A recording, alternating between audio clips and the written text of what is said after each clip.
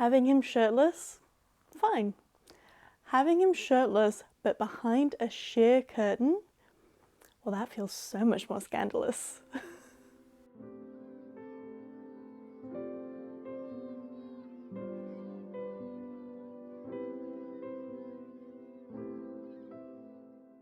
The Australian Centre for the Moving Image, also known as ACMI. I am usually here for game-related events. They do other stuff here, but I primarily go for the game-related stuff. The last time I was here, I believe it was for a showcase of emerging game developers. I was also there for Untitled Goose Game exhibition, which that is such a charming game, and it's Australian. They do also have a club for women, trans and gender diverse gamers. I've only ever been in the Discord for it, but they do have in-person meetups. They do have other stuff here, most notably the cinema, where they play a lot of international films, but also lesser known older works. But I'm here to talk about games, and this exhibition had over 30 of them, ranging from the 1970s all the way to ones currently in development. My friend Jordan invited me along for this one, and I filmed over his shoulder a couple of times, so if you see a snippet of fabulously curly hair, that's who that is. So we start by descending the stairs. There is also an elevator if you need it, or prefer it. Instant giant screen where they're showing scenery from Skyrim. Gave me flashbacks to when the Skyrim opening was added to everything. Once inside though, the first game featured was Zork. And if you don't know Zork, it was a game made in 1977 and is part of the endearing and yet incredibly frustrating genre that is text adventure games. I truly believe that these games are best played with at least one other person because these games require very specific wording to move the story along, and it's funny to watch someone crash out after a game tells you one too many times that it does not recognize a basic word.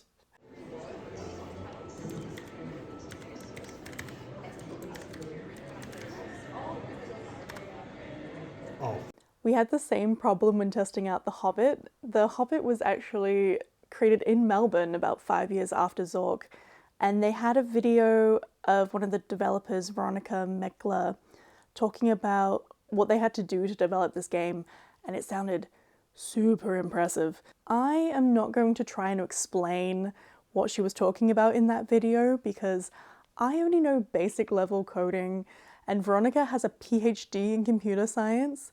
That info went right over my head.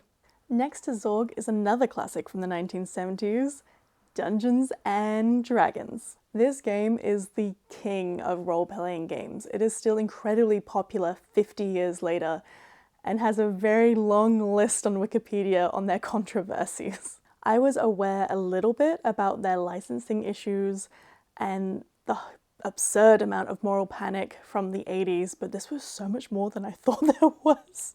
Shout out to the backlash they received when they tried to take down a Baldur's Gate mod for Stardew Valley, and even the creative director of Baldur's Gate called them out. Thanks to the internet, watching and listening to people play role-playing games has become incredibly popular. One of my coworkers is trying to get me to listen to Dungeons and Daddies. I will eventually, I'll get around to it, I promise.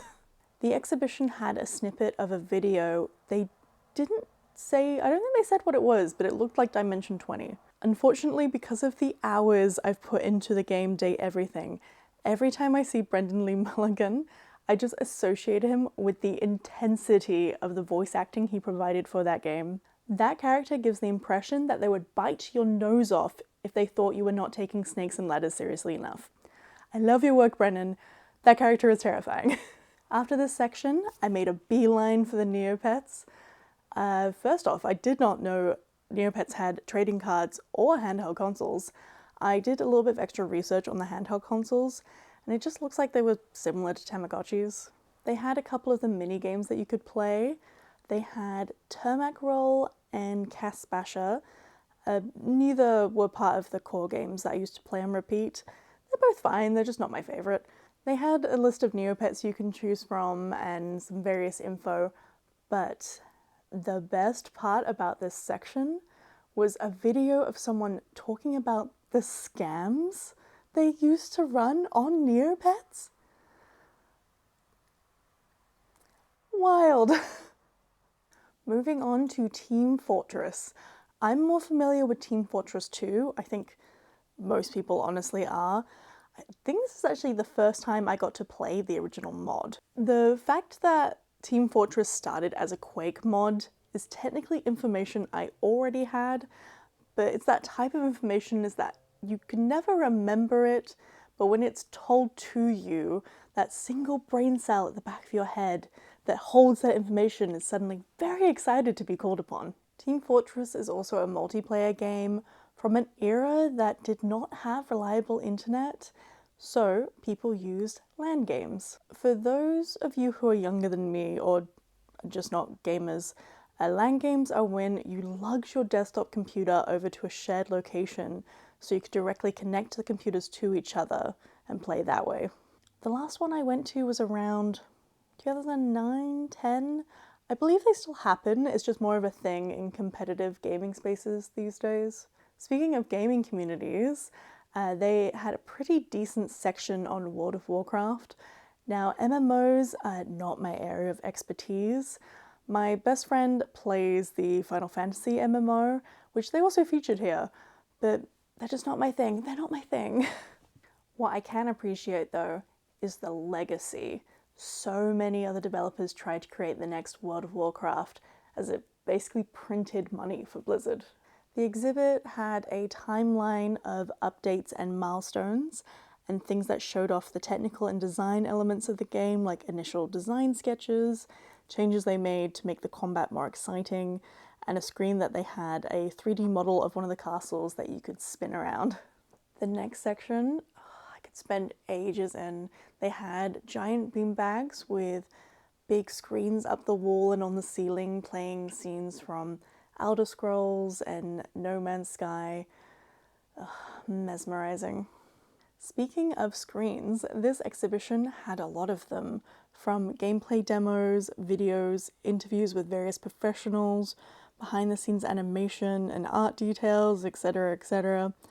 So I'm not going to cover every single screen and game that was in this exhibition, but my favorite was in the sim section, and it was a recording of the voice actors recording their parts for the game.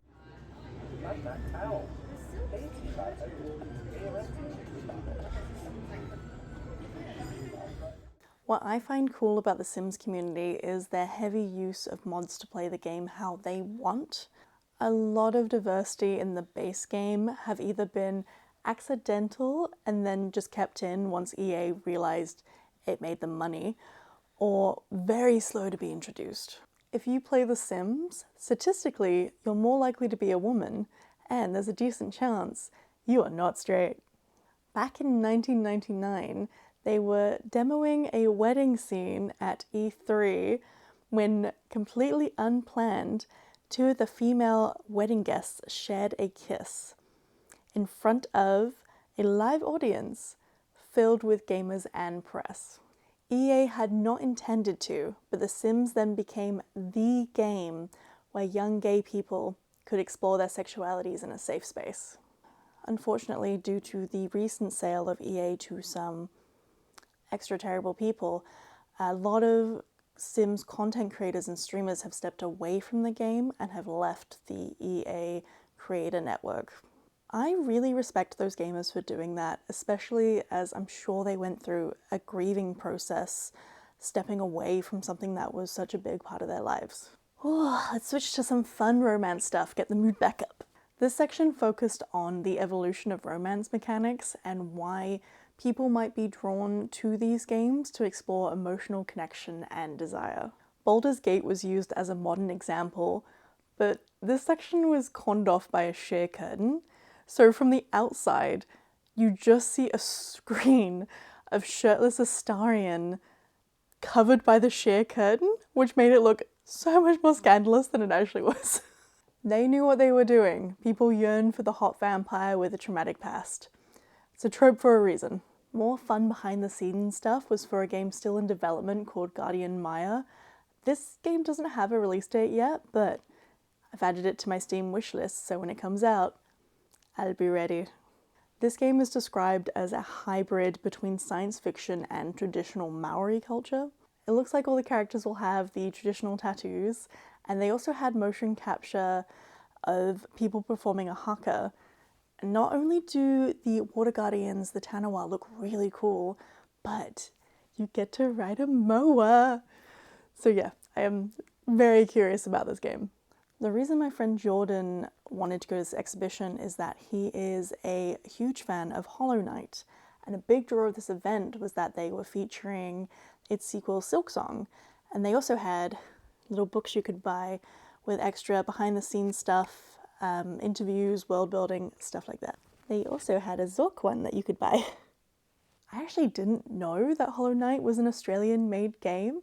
The developers Team Cherry are just based over in Adelaide. This section had a demo of Silksong that you could play alongside character sketches, world building art, and a fun screen of Hornet doing various animations like jumping or playing the needle like a double bass.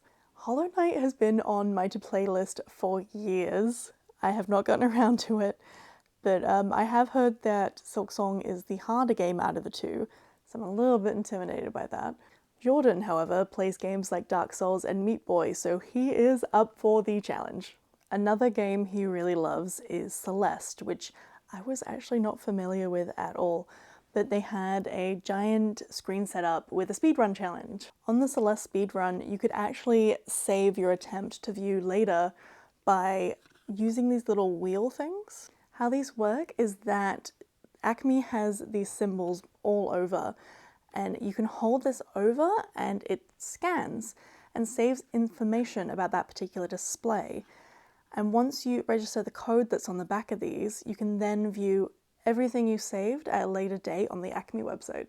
One game that we got to play together had this giant controller that required 2 people to play. You had to control a little pill bug, so you had one person controlling the direction and the other controlling jumping and this magnet power that allowed you to swing up to high places or across rivers and ravines. I think we were a pretty good team once we figured out the controls. One thing I love is when people do things with video games that are outside the game. A great example of that is people programming Doom on the weirdest devices. I've seen it on a graphics calculator, iPod, treadmill, air fryer, a microwave, a washing machine, a lot of home appliances actually. If anyone has a favorite thing that they've seen Doom be played on, let me know down below. My personal favorite is the old Mikey reader. It brings me joy. They also had a small side room that they used to showcase Machinima, which is machine and cinema mushed together. It's when people make films using computer graphics that are used for video games. I didn't recognize any of the examples they had, but I'm most familiar with Red vs. Blue by Rooster Teeth. I was obsessed with it in high school. They had a small section on cosplay, and instead of focusing on cosplay as a whole, they chose to zoom in on a single cosplayer called Samir Bundella, who specializes in armored cosplay and was the first person to represent India at the World Cosplay Championships in the US. They had some of his work on display and a video of him talking about the evolution of diversity in nerdom spaces, as for the first 10 years of his cosplay career, he exclusively cosplayed masked characters because all the Indian representation was just there for comic relief. The first time he cosplayed without a mask on wasn't until 2024, when Blizzard actually commissioned him to cosplay a character from Diablo 4, and it looks like he's done a couple more since then. The final section before the exit was for Stardew Valley, and I will admit I am a huge fan of this game. Why was there nothing in this section? They had screens showing the scenery and some touch screens that had a tool that you could use to plan out your farm. That's it. They had so much merch in the gift store, including a full rug tapestry thing. But this is all you had for me? There is such a big active community around Stardew Valley. There is so much you could have included. You could have had photos of Eric's design changes for each of the characters. You could have talked about the mods, or at least the weird ones. You could have had a whole section just talking about mods involving mayonnaise, because that's a whole thing. Even mentioning the Symphony of the Seasons. I've been to it twice now, and the orchestra does an amazing job, and I adore seeing all of the cosplays, including the Morris ones. So many possible options, and yet they chose none of them. Why have it featured in advertising and have it prominently in the merch store if this is all you had? And that was the end of the exhibition. We got to go through the exit with some fun animations. We did a peruse of the gift store, and then I got to introduce Jordan to the joys of Bingsu. Overall, a good day out, though I do usually enjoy the exhibitions at ACMI. However, I will not apologise for being slightly feral about Stardew Valley. Tell me, do you have a favourite game, and why is it your favourite? I tend to go through phases where I get fixated on one particular game. Right now it's Pokopia, and it is taking up all of my free time. In fact, I'm going to go play it right now.